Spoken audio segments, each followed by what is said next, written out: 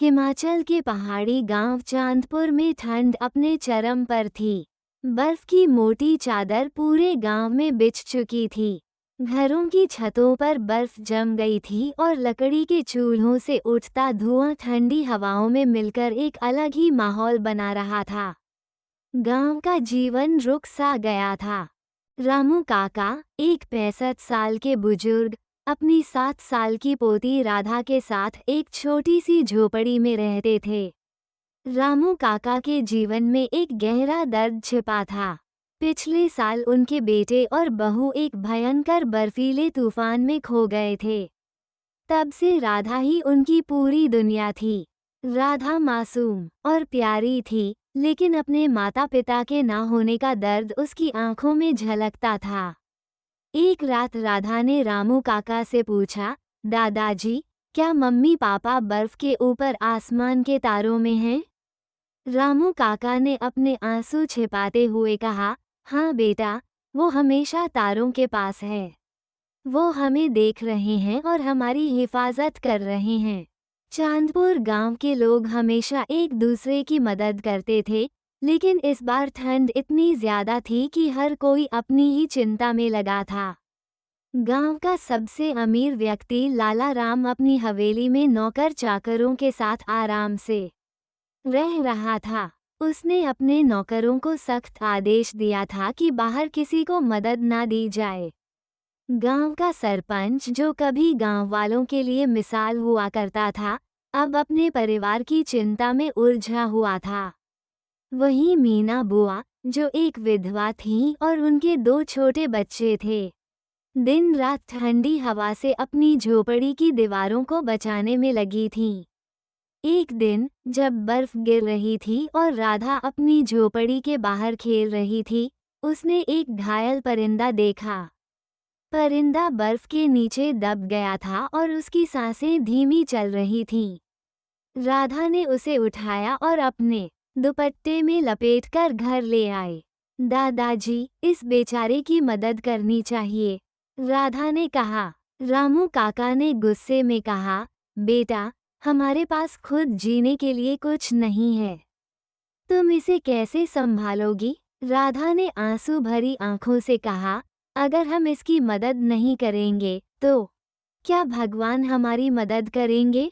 रामू काका का दिल पिघल गया। उन्होंने जो थोड़ी सी लकड़ी बचाकर रखी थी, उससे एक छोटा सा चूल्हा जलाया और परिंदे के लिए गर्म जगह बनाई। राधा के इस मासूम कदम ने धीरे धीरे गांव के व्यवहार को बदलना शुरू कर दिया। गांव के एक नौकर, भोला, ने रामू काका को घायल परिंदे की देखभाल करते देखा। उसने यह बात लाला राम को बताई। लाला राम सोचने लगा, रामू के पास कुछ नहीं है, फिर भी उसका दिल इतना बड़ा है, और मैं यहाँ अपने भंडार भरकर बैठा हूँ। हालांकि अभी भी उसने मदद देने का फैसला नहीं किया। एक रात जब ठंड अपने चरम पर थी, मीना बुआ के घर की एक दीवार बर्फ के वजन से गिर गई। उनके छोटे बच्चे बर्फ के नीचे दब गए। राधा ने ये देखा और तुरंत रामू काका को जगाया। रामू काका और गांव के 2 और लोग मिलकर बच्चों को बर्फ से बाहर निकालने में सफल हुए। मीना बुआ की आंखों से आंसू रुक नहीं रहे थे। उन्होंने रामू काका को गले लगाकर कहा, आपका दिल सबसे बड़ा है, आपने मेरी दुनिया बचा ली। इस हादसे ने पूरे गांव को जगा दिया। लाला राम ने अपने घर के राशन और लकड़ी का एक बड़ा हिस्सा गांव वालों के साथ बांट दिया। मानसिंह जी ने एक सभा बुलाई, जिसमें उन्होंने कहा, हमें मिलकर एक व्यवस्था बनानी होगी। हर कोई जो भी दे सकता है, उसे इकट्ठा करें और जरूरतमंदों के बीच बांटें। गांव के लोगों ने मिलकर राशन और लकड़ी का एक भंडार बनाया। इस व्यवस्था के जरिए सबसे गरीब लोगों की मदद होने लगी। जब ठंड कम हुई और बर्फ पिघलने लगी, तो गांव के लोग नए उत्साह के साथ जीवन की ओर बढ़ने लगे। राधा और रामू काका के छोटे से कदम ने पूरे गांव के लोगों के दिल और सोच को बदल दिया था। गांव के लोगों ने एक नए सिस्टम की शुरुआत की, जिसमें हर साल ठंड से पहले एकता दिवस मनाया जाएगा। इस दिन लोग मिलकर राशन, कपड़े और लकड़ी इकट्ठा करेंगे, जो सबसे जरूरतमंदों के लिए रखे जाएंगे।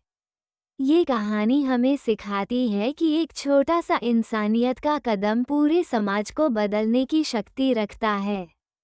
इंसानियत और एकता के बल पर कोई भी मुसीबत जीती जा सकती है।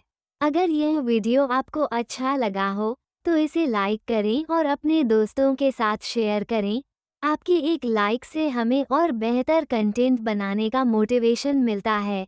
सब्सक्राइब करना न भूलें और नई वीडियो की नोटिफिकेशन पाने के लिए बेल आइकन दबाएं। वीडियो देखने के लिए आपका धन्यवाद।